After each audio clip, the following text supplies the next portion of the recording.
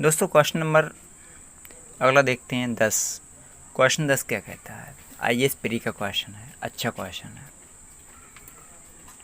ये कहता है कि निम्नलिखित में से कौन से कथन संविधान सभा के विषय में सत्य हैं? दोस्तों देखते हैं इसके विकल्प क्या हैं। पहला विकल्प ये कहता है कि वह वयस्क मताधिकार पर आधारित थी। पहला विकल्प दोस्तों ये कह रहा है। दूसरा है वह प्रत्यक्ष निर्वाचन का परिणाम थी।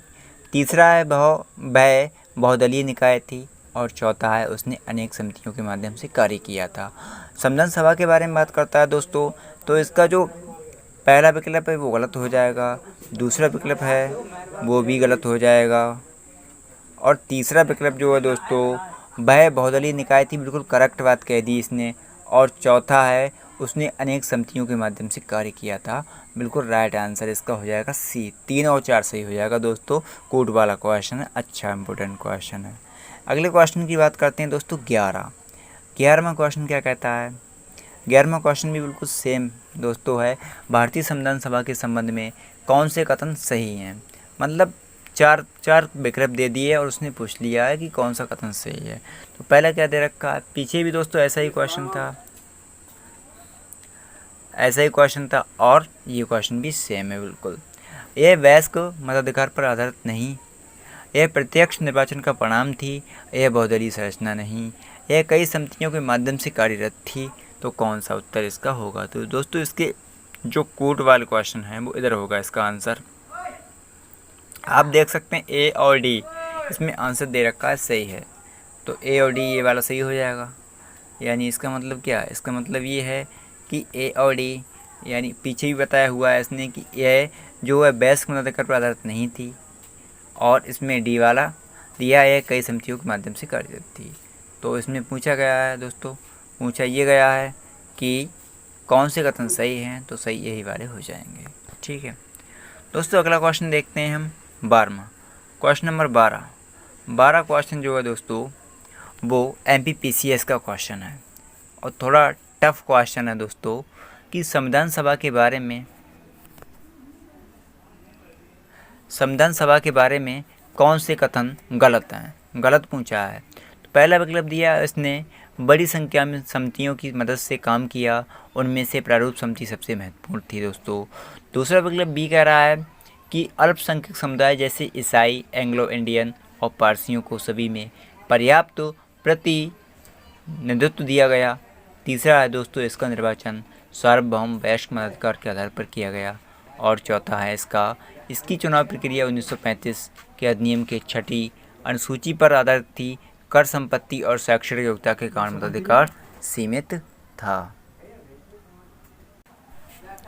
दोस्तों क्या होगा इसका करेक्ट आंसर?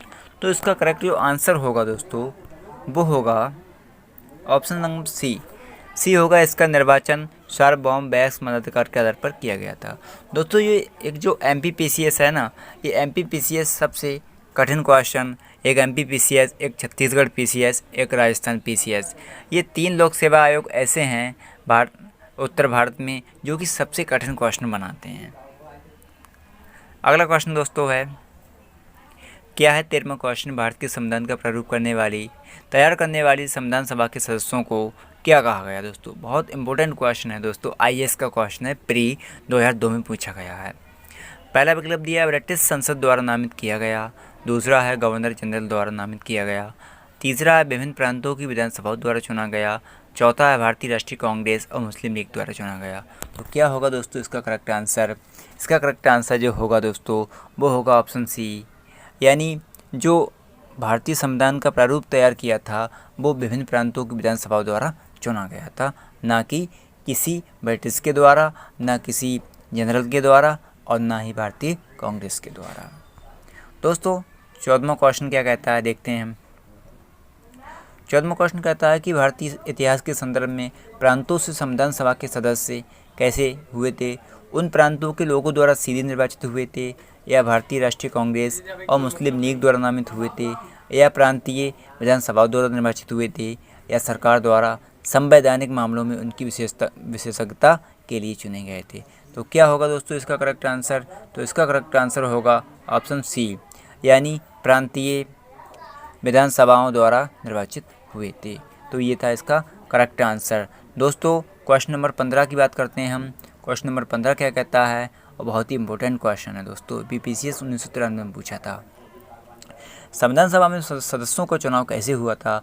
सीधे जनता द्वारा हुआ था, भारतीय राष्ट्रीय कांग्रेस के नामांकन द्वारा हुआ था, भारतीय राज्यों के शासकों से नामांकन द्वारा हुआ, या प्रांतीय सभा द्वारा?